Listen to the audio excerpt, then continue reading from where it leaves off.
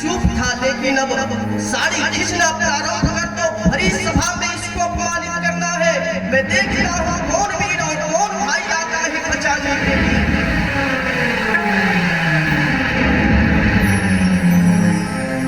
इतना बात जब दुर्योधन कहता है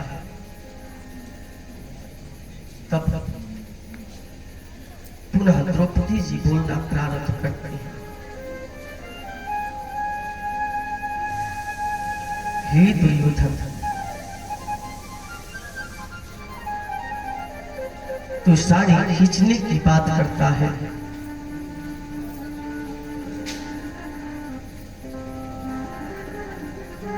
जो करना है सो कर। देखिए कैसे प्रार्थना अब कर रही है। खींचे दुशासन जोरे लगाई के, तेरे हमारे जो उसूल पहिए। खींचे दुशासन जोरे लगाई के, तेरे हमारे जो उसूल पहिए। बाबी सवासी विपत्ति पड़ी पड़ा, मोहन ना हम के बीस रहे। देर लगी ना अबेरा लगी, बीरना हिरना आस धावल आई। भौजी के गोदा में हुई है तबो, मोरा तेरा सुनी फिर ना रही पहिए। इतना बात दुर्योधन से दुशासन से कहती है। अब ध्यान लगाती हैं अपने परमपिता परमेश्वर, परमपिता जो वंदनीय है, पूजनीय है, स्मरणीय है, अपने भाई को कि गाढ़े में जो बिसरई बहरी। गाढ़े मतलब विपत्ति का समय है। आज रोज मेरे साथ आप रहते हैं, बहन तुम्हारे लिए मैं ये कर दूंगा वो कर दूंगा। आज समय आ गया है कि गाढ़े में जो बिसरई बहरी, तब जा तो हसे हम बोलब नहीं। तू बहिना बहिना कहबा, पर नाता कबो हम जोड़ब नहीं। सावन में तोहे बाधे बदे, जरई कबो ताल में बोरब नहीं। जरई तो आप लोग समझते होंगे ना, जरई ताल में बोया जाता है बांधने के लिए, जिसको पटुआ कहते हैं। इस सावन में तुम्हें बाधे बदे, जरई कबो ताल में बोरब नहीं। उस समय जो खिचड़ी लेके आईबा, भले सड़ी जाई मुँह खोलब नहीं। इतना प्रार्थना जब हमारे प्रभु सुनते हैं, मन ही मन विचार कर रहे हैं कि मेरी बहना आज मुसीबत में, विपत्ति का समय है। ये भी सोच रही है कि मैं नहीं आऊंगा। ये कैसे विचार कर ले मेरी बहन, इस विपत्ति में इसका भाई साथ छोड़ देगा। इतना तेज दौड़ते हैं प्रभु, साथ में कौन कौन दौड़ता है। तीन विमान उड़े नभ में, अगवा के बढ़े है छोह लगाई। आज आकाश मार्ग में 3 विमान उड़ रहा है। आगे से चीर बढ़े न फंसे, आगे आगे चीर है, आगे से चीर बढ़े न भमे, ओकरी पीछावा दौड़े ले मुरारी। उनसे भी तेज चीर भग रहा है, साड़ी कपड़ा आगे है और प्रभु दौड़ लगा रहे हैं। इतना तेज दौड़ रहे हैं कि गरुड़ जी आश्चर्य में पड़ गए हैं कि क्या बात है, आज तक प्रभु कभी मेरे बिना कहीं नहीं जाते और इतना तेज दौड़ रहे हैं कि गरुड़ जी सोच लें कि मैं स्पर्श कर लूं, उनकी बस की बात नहीं। पलक झपकते गरुड़ जी निमी से जब होता है उतने में ही सैकड़ों योजन पार कर जाते हैं। आज गरुड़ जी स्पर्श नहीं कर पा रहे हैं। आज कन्हैया भगे इतना, उनका के न छुपा वाले उड़गारी। उड़गारी मतलब गरुड़। आई सभा में आकाश से कान्हा,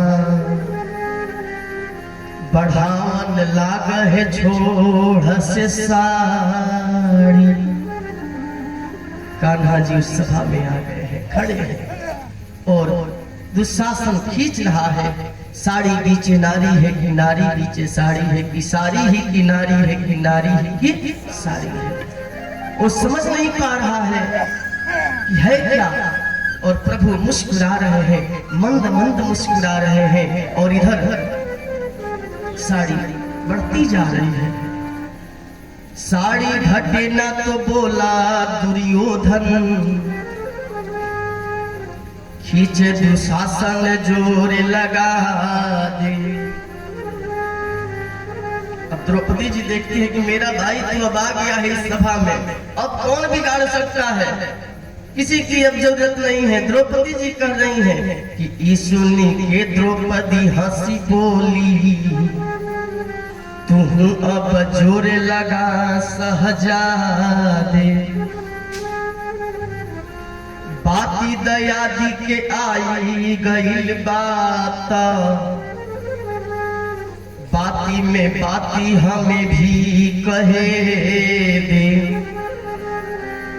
चीरे घटी ना दुशासन से, अपनी अनहरा पप्पवा के पठा दे। द्रौपदी जी करेगी अब किसी से घटने वाला नहीं है, तुम भी लग जाओ, तुम्हारा बाप भी लग जाए, अब कुछ बिगड़ने वाला नहीं है।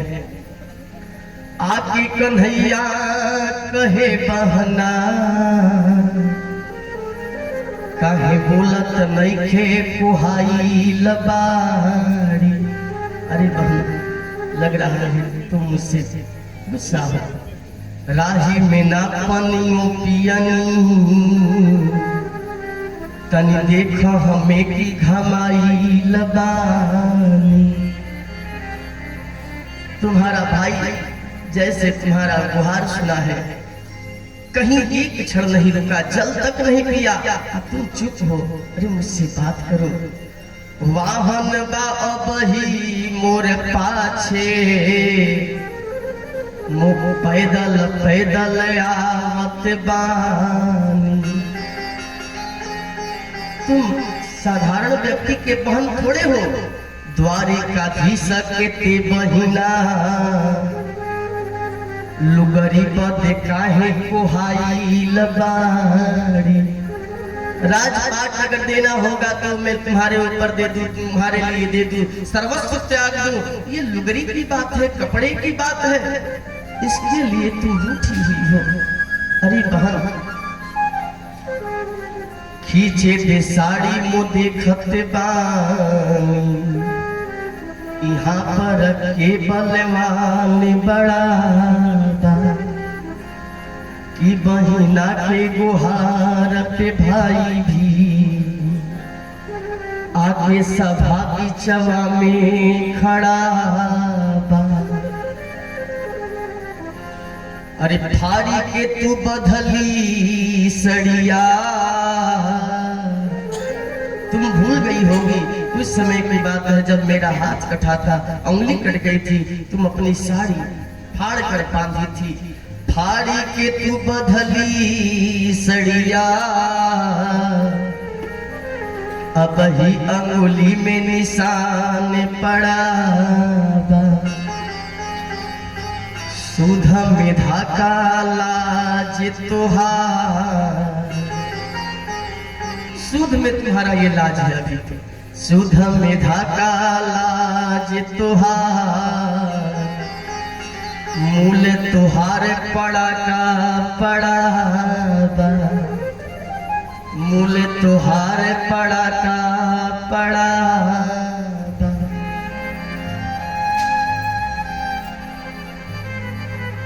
अरे बहन, इस सुध में ये तो लाज बचा हुआ है और साड़ी पड़ी है, मूल तो भी बाकी है। तुम मेरी बहन हो। वही बात सुखदेव जी महाराज कह रहे कि हे राजन परीक्षित, पाप जब बढ़ता गया, पाप जब बढ़ता गया और रक्षा उसी समय तक हुआ जब तक कौरवों के बीच में धर्मराज विदुर जी थे।